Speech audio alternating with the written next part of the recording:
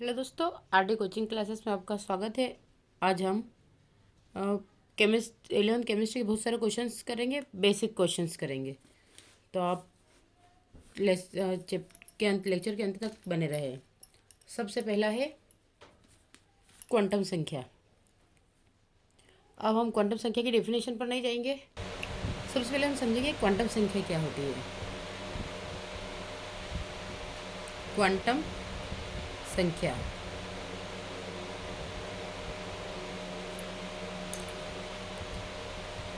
तो क्वांटम संख्या जो होती है, अगर हम डायरेक्टली बात करेंगे कि जो परमाणु में इलेक्ट्रॉनों की ऊर्जा तथा उनकी स्थिति, तो हम क्या बोलेंगे कि परमाणु में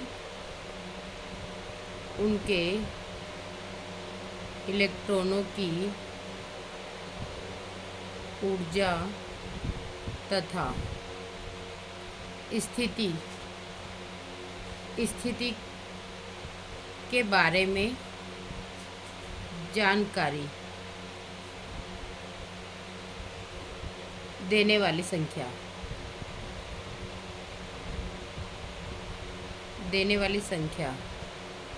क्वांटम संख्या कहलाती है।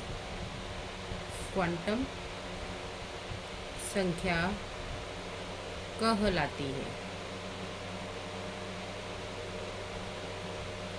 ठीक है कि परमाणु में उनके इलेक्ट्रॉन की ऊर्जा तथा स्थिति के बारे में जानकारी देने वाली संख्या क्वांटम संख्या कहलाती है। और मोस्टली अगर क्वांटम संख्याओं की बात करें तो क्वांटम संख्या 4 प्रकार की होती है। एक होती है एल, एक एन, एल, एम और एस। ये आपकी क्वांटम नंबर होते हैं। ठीक है, ये आपके हो गए क्वांटम संख्या। अब हम वन बाय वन इनको एक एक करके समझेंगे। सबसे पहले आप अगर हम बोले तो जो क्वांटम संख्या होती है वो 4 प्रकार की होती है। ठीक है, हमने देख लिया, पहला एन, दूसरा एल, एम और एस। अब इसमें हम पहले की बात करेंगे। तो पहला होता है मुख्य क्वांटम संख्या। मुख्य क्वांटम संख्या, जो मुख्य क्वांटम संख्या होती है यानी कि प्रिंसिपल क्वांटम नंबर, इसका कार्य रहता है, यह जो होती है ये ऊर्जा स्तर को बताती है। क्या बताती है? ऊर्जा स्तर को। तो मुख्य क्वांटम संख्या ऊर्जा स्तर को बताती है, बतलाती है। और इसे काय से प्रदर्शित करते हैं? इसे स्मॉल एन से प्रदर्शित करते हैं। मैं यहाँ पे शॉर्ट में लिखूँगी, बाकी आप अपने हिसाब से समझ लीजिएगा। क्योंकि हम कभी कभी क्या होता है, हमारे पास लिखा तो सब रहता है लेकिन हम उसको समझ नहीं पाते हैं और फिर हम रटने की ओर चले जाते हैं। तो ऊर्जा स्तर को बतलाती है और इसे एन से प्रदर्शित करते हैं। ये आपको इतना इसके बारे में पता होना चाहिए। अब एक इसके बारे में एक और महत्वपूर्ण बात है। ठीक है, जो एन संख्या होती है, एन का मान कोई भी पूर्णांक हो सकता है, चाहे 1 हो, 2, 3, 4, कोई भी पूर्णांक। इसमें 4 कक्षक होते हैं, उपकक्षक। पहला आपका होता है शेल के, दूसरा होता है एल, फिर होता है एम और फिर आता है एन। ये इनको बताती है। ठीक है, के, एल, एम, एन को बताती है। अभी हम इसका इतना ही देखेंगे। इसके बाद सेकेंड आती है आपकी द्विगंशी क्वांटम संख्या। द्विगंशी क्वांटम संख्या, द्विगंशी जो क्वांटम संख्या होती है, यह ऊर्जा स्तर के उपकोष को प्रदर्शित करती है। किसको करती है? या फिर यूँ बोल सकते हैं कि यह जो होती है किसे प्रदर्शित करती है? उप ऊर्जा स्तर को। यह उप ऊर्जा स्तर को बताती है। और इसे कैसे प्रदर्शित करते हैं? तो इसे एल से प्रदर्शित करते हैं। इसे एल से प्रदर्शित किया जाता है। और ये जो होता है, ये जो क्वांटम संख्या चक्रण करती है, क्योंकि इसका नाम से पता चलता है कि यह एक हल्का सा नोट करके लिख लीजिएगा। यह कक्षा में चक्रण करने वाले इलेक्ट्रॉन के कोणीय संवेग को बताती है। किसे बताती है? कोणीय संवेग को बतलाती है। और यही क्या होती है? ऊर्जा की माप होती है, यानी कि जो कोणीय संवेग के को बतलाती है, और यही ऊर्जा की माप भी होती है। इसलिए अगर इसका जो फॉर्मूला है, हम मोस्टली n+l का नियम जो यूज़ करते हैं उसके लिए यही इसी का फॉर्मूला यूज़ करते हैं। तो आपका n+l का नियम क्या होता है? तो इसका सबसे पहले हम लिखेंगे कक्षक इसका, क्योंकि वो हमने बोला ना कि ये कोणीय संवेग को बतलाती है, तो कोणीय संवेग के लिए इसका फॉर्मूला है कक्षक कोणीय संवेग। क्या होगा? कक्षक कोणीय संवेग। कक्षक कोणीय संवेग में आपका ये फॉर्मूला हो जाएगा L ब्रैकेट L+1 = h/2π। और आपको एग्ज़ाम में कक्षक कोणीय संवेग के बारे में पूछा भी जाता है, तो आपको ये अच्छे से पता होना चाहिए। फिर नेक्स्ट आता है कि ये किस किस प्रकार से होता है। तो इसको दर्शाने के लिए हम एक क्रम यूज़ करते हैं, वो क्रम भी देख लेते हैं। सबसे पहले अगर क्रम की बात करें तो जो n होता है, क्योंकि n के लिए अगर l का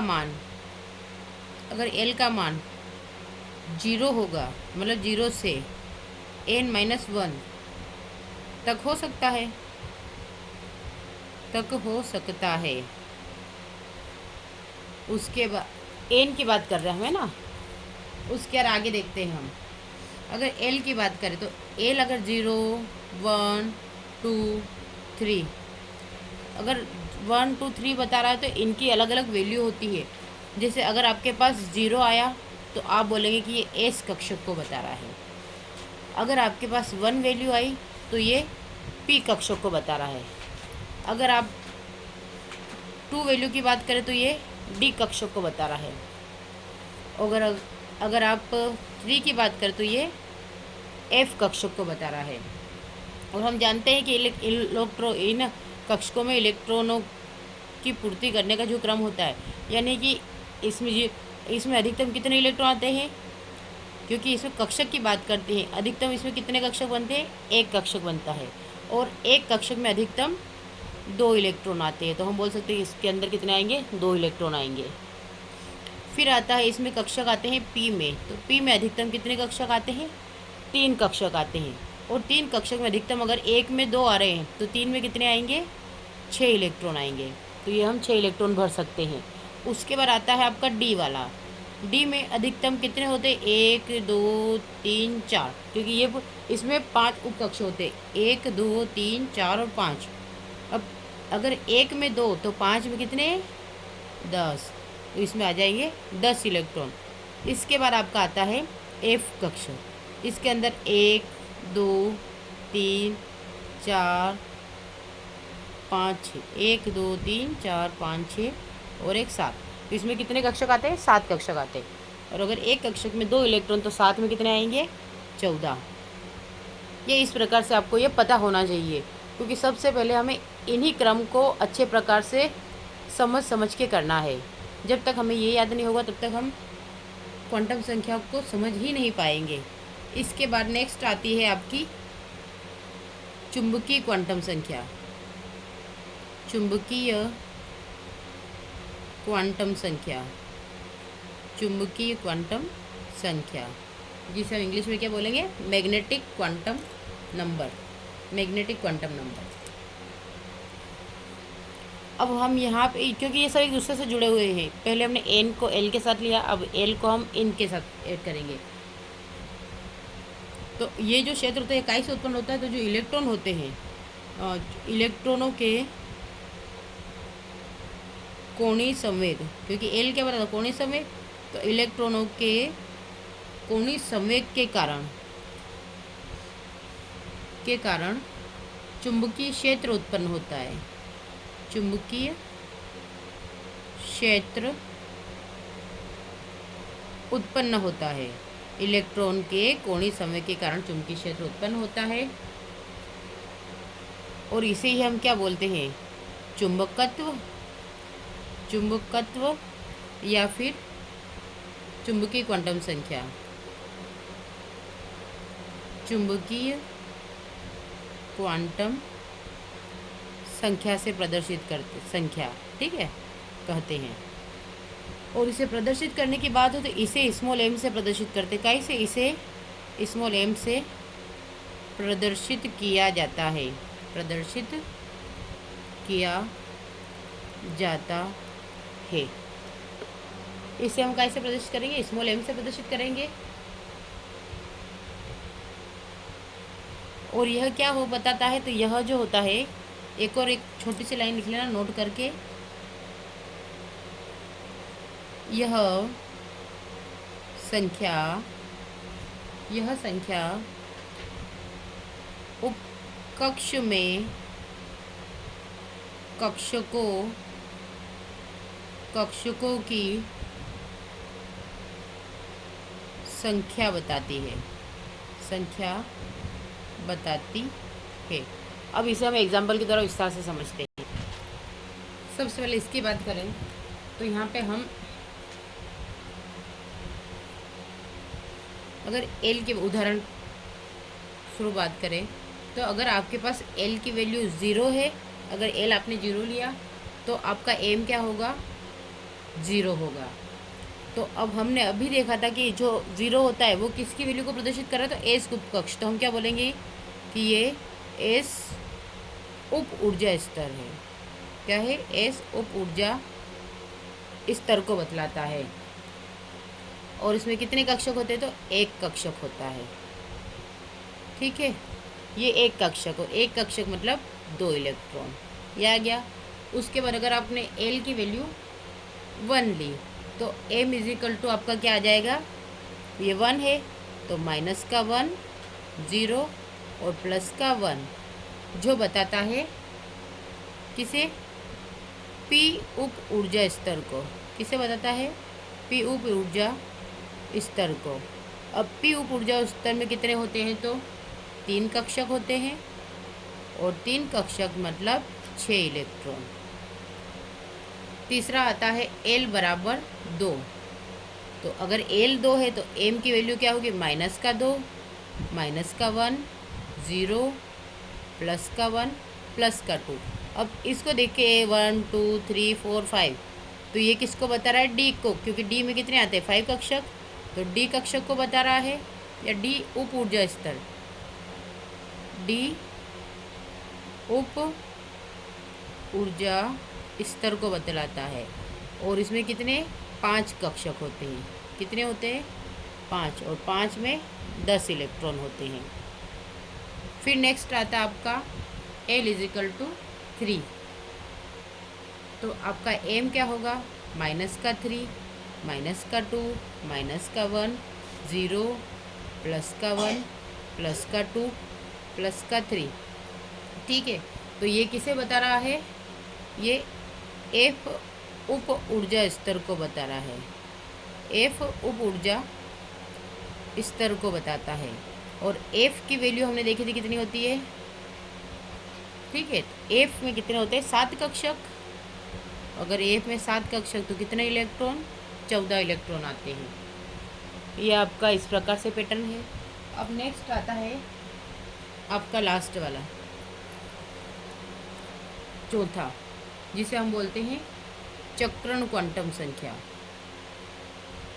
चक्रण क्वांटम संख्या। और जो चक्रण क्वांटम संख्या होती है वो जो बताती है वो खाली इन दोनों की दिशा को, एक वामावर्त होता है घड़ी की दिशा, एक क्लॉकवाइज एक एंटी क्लॉकवाइज, एक दक्षिणावर्त और एक वामावर्त।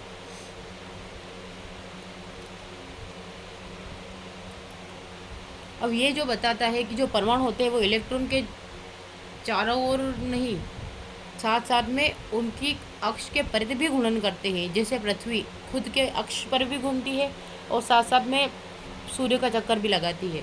उसी प्रकार से अगर इसकी डेफिनेशन की बात करें तो आप थोड़ा सा लिख लीजिएगा कि परमाणु में इलेक्ट्रॉन केवल नाभिक के चारों ओर नहीं घूमते बल्कि अपनी अक्ष के परिधि भी घूर्णन करते हैं। और इसे कैसे प्रदर्शित करते हैं? इसे एस से प्रदर्शित करते हैं। तो लिख ही लीजिएगा साथ में ताकि आपको डाउट ना हो। तो आप मेरे साथ ही लिख लें, परमाणु में इलेक्ट्रॉन केवल नाभिक के चारों ओर नहीं घूमते बल्कि अपने अक्ष के परित भी घूर्णन करते हैं और काय से प्रदर्शित करते हैं, तो हम लिखेंगे इसे एस से प्रदर्शित करते हैं। इसे काय से प्रदर्शित करते हैं? एस से प्रदर्शित करते हैं। और जो यहाँ पे जो इलेक्ट्रॉन हो, क्योंकि देखो इलेक्ट्रॉन दो दिशा बता रहा था, इलेक्ट्रॉनों को जो चक्रण होता है दो दिशा में होता है, इलेक्ट्रॉनों का चक्रण दो दिशा में होता है। तो हम लिख लेंगे कि इलेक्ट्रॉनों का चक्रण दो दिशाओं पहला क्या होगा? दक्षिणावर्त, यानी कि दक्षिणावर्त जो घूमेगा वो +½ होगा, या वामावर्त ये जो घूमेगा ये -½ हो सकता है।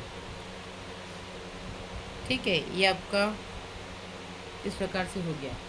अब इससे रिलेटेड कुछ वैल्यू वगैरह आती है, तो इसको एक बार मैं फटाफट शॉर्ट में समझा देती हूँ ताकि आपको कोई प्रॉब्लम ना आए।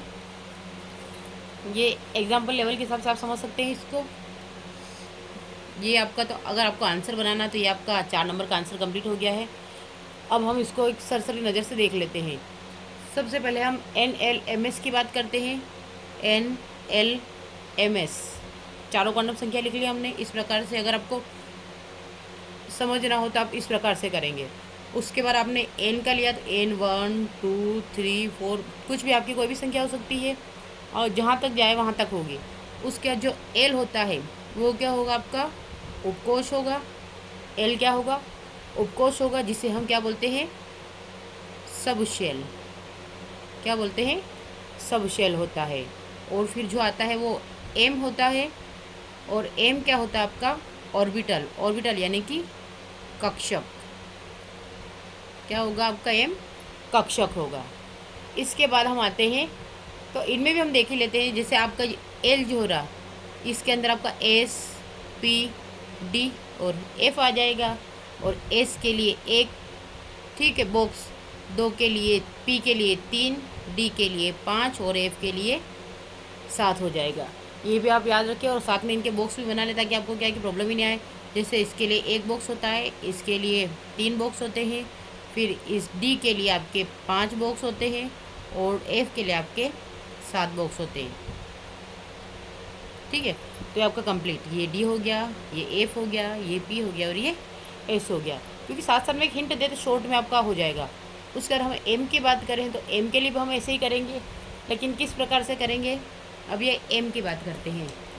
तो M के आपका S आएगा, फिर आपका आएगा P, फिर आएगा D और फिर आएगा आपका F।